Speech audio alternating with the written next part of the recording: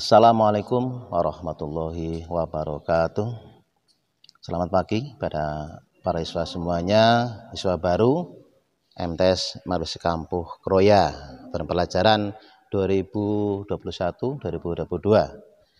Dan saya ucapkan selamat pada para siswa yang telah diterima sebagai siswa baru di MTS Marwis Kampuh ini, dan selamat bergabung dengan keluarga besar MTS Marwis Kampuh. Dan perkenalkan, nama saya Makmun Zaini. Kebetulan saya juga merupakan salah satu staf pengajar di MTS Marwis Kampuh ini yang akan menyampaikan tentang materi Matsama, masa ta'aruf siswa madrasah, yang barangkali Matsama pada kesempatan tahun ini berbeda dengan Matsama tahun-tahun sebelumnya. Kalau tahun sebelumnya adalah dengan tatap muka langsung, namun karena situasi pandemi COVID-19 ya, apalagi sekarang masih dalam masa PPKM ya, yang belum selesai, sehingga kegiatan Matsama dilaksanakan secara daring. Baik, pada kesempatan pagi hari ini sesuai dengan tugas kami adalah untuk menyampaikan materi tentang tata tertib peserta didik dan struktur organisasi MTS Marwis Kampuh. Para siswa yang berbahagia, tiap sekolah pasti mempunyai tata tertib, termasuk juga di MTS Marwis Kampuh ini juga ada tata tertib bagi siswa atau peserta didik ya, sehingga tujuannya adalah nanti biar perjalanan kegiatan pembelajaran di MTS itu kan tertib, diharapkan seperti itu ya. Maka akan saya sampaikan tentang tata tertib peserta didik MTS Marwis Kampuh. Yang pertama adalah secara umum, ini bagian A, dimanapun dan kapanpun siswa harus menunjukkan sikap taat kepada Allah Subhanahu wa Ta'ala. Dan yang kedua adalah rajin beribadah. Ketiga, taat kepada peraturan madrasah. Keempat adalah hormat kepada orang tua, guru, dan orang yang lebih tua. Kemudian yang kelima, menunjukkan rasa persatuan dan kesatuan serta kekeluargaan. Dan keenam adalah berperilaku yang sopan, ramah tamah, dan saling menghargai kepada siapapun. Ini tatib secara umum.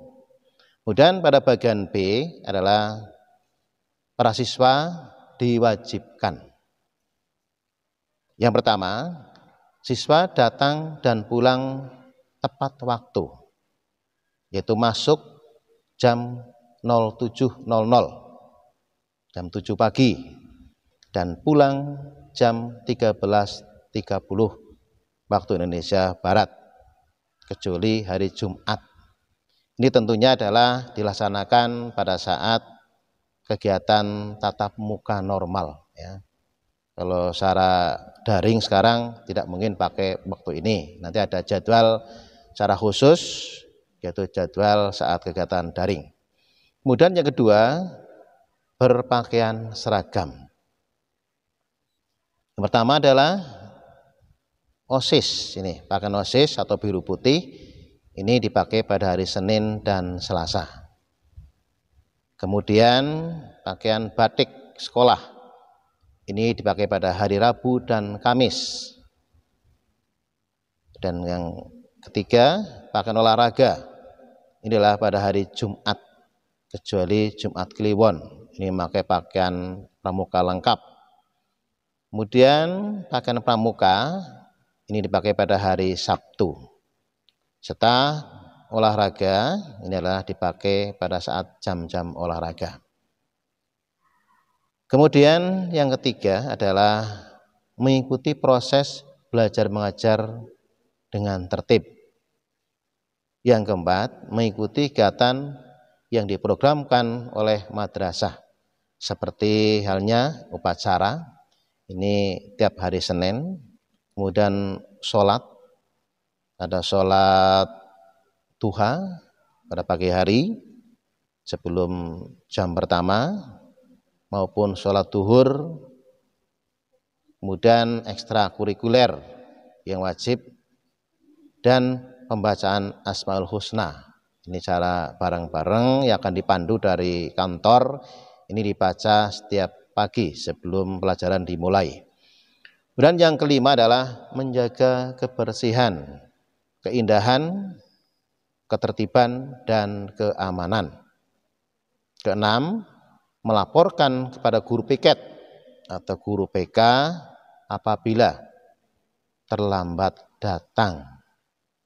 Kemudian meninggalkan madrasah sebelum jam pelajaran usai. Mendapat ancaman atau gangguan dari pihak dalam atau pihak luar madrasah. Ini peristiwa untuk lapor ya. Bisa guru piket boleh, ke guru BP juga boleh. Kemudian yang ketujuh adalah mengganti barang milik sekolah jika siswa merusak atau menghilangkannya. Misal siswa memecahkan kaca jendela, nah ini karena kelalaian siswa kemudian terjadi kaca jendela pecah, ini siswa wajib untuk menggantinya. Kemudian kedelapan, menjunjung tinggi nama baik madrasah ataupun alma mater. Kemudian pada bagian C, para siswa dilarang: 1. Berambut panjang ataupun gondrong untuk siswa putra. Kemudian yang kedua adalah dilarang menyemir atau mengecat rambut dan berpotongan aneh. Jadi mohon perhatian untuk para siswa putra khususnya, rambut tidak gondrong, dan potongan pun juga jangan neko-neko lah, yang kira-kira kelihatan sopan, rapih ya, bagi siswa madrasah. Kemudian yang ketiga, siswa dilarang mengenakan sandal atau sepatu sandal. Ini berarti tetap wajib menggunakan sepatu ya. Kemudian yang kelima adalah dilarang membuat gaduh di dalam kelas atau mengganggu kelas lain. Yang keenam, para siswa dilarang meninggalkan kelas ataupun madrasah tanpa izin. Misal bolos lah, sebelum waktu selesai, kok siswa pulang tanpa izin, berarti namanya bolos. Ini larang keras bagi siswa. Ketujuh, dilarang membawa dan merokok di madrasah atau di lingkungan madrasah. Yang kedelapan, para siswa dilarang membawa dan mengkonsumsi minuman keras dan obat terlarang. 9, para siswa dilarang berkelahi baik di lingkungan madrasah maupun di masyarakat. 10, para siswa dilarang untuk pelecehan seksual ya, baik pada teman di kelasnya maupun kelas lain. Pokoknya ini larangan kelas ya, para siswa untuk adanya pelecehan seksual ya. Anak putra misalnya pada anak putri ini ya. Atau sebaliknya, putri juga bisa saja melecehkan anak putra. Ini larangan kelas ya. Kemudian 11 adalah dilarang memakai make up yang berlebihan. Ini khususnya anak putri ya. Misalkan menggunakan lipstik yang berlebihan sekali, ini dilarang ya. Ataupun make up lah yang berlebihan, yang wajar saja ya. Kemudian yang ke-12, para siswa dilarang bullying ya, atau kekerasan secara mental. Itu untuk larangan bagi para siswa ya. Kemudian pada bagian D, ini ada sanksi. Para siswa yang melanggar atau tidak mematuhi tertib madrasah yang telah ditentukan akan mendapat skor pelanggaran dan sanksi berupa 1, teguran secara lisan, yang kedua adalah peringatan dan surat pernyataan yang menyetujui orang tua atau wali, Kemudian ketiga, pemanggilan pada orang tua ataupun wali. Dan yang keempat adalah dikeluarkan atau dikembalikan kepada orang tua atau wali siswa. Kemudian pada poin E, lain-lain. Hal-hal yang belum diatur dalam tata tertib madrasah akan ditentukan dan diatur kemudian. Ditetapkan di Sikampu tanggal 12 Juli 2021. Kepala Madrasah tertanda dan cap Fathudin SPD. Itulah tata tertib bagi para siswa yang harus dipatuhi ya, selama menjadi peserta didik ya, di MTS Marzuki Kampuh ini ya. Para siswa yang berbahagia, selanjutnya saya akan menyampaikan materi tentang struktur organisasi ya di MTS Marzuki Kampuh ini ya. Yang pertama adalah kepala madrasah ya. Ini adalah Bapak Fathudin SPD ya.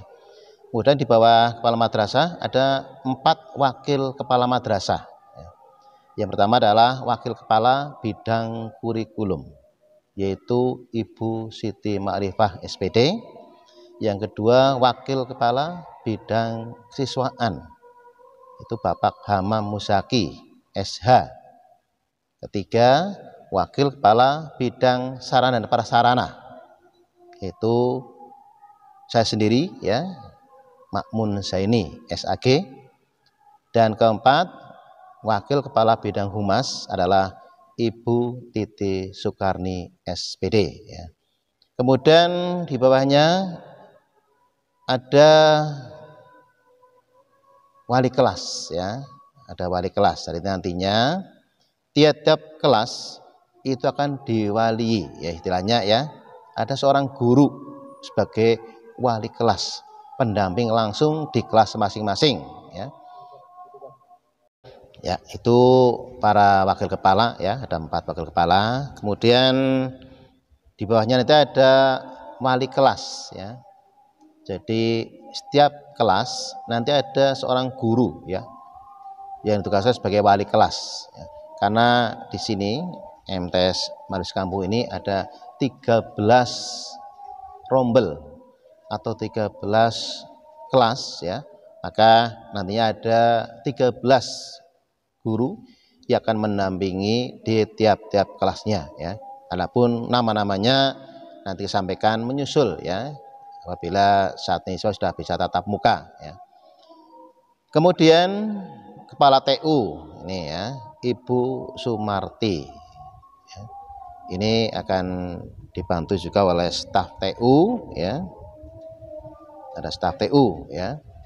Ada staf TU bagian kurikulum ya, ada Bapak Khairul Umam ya.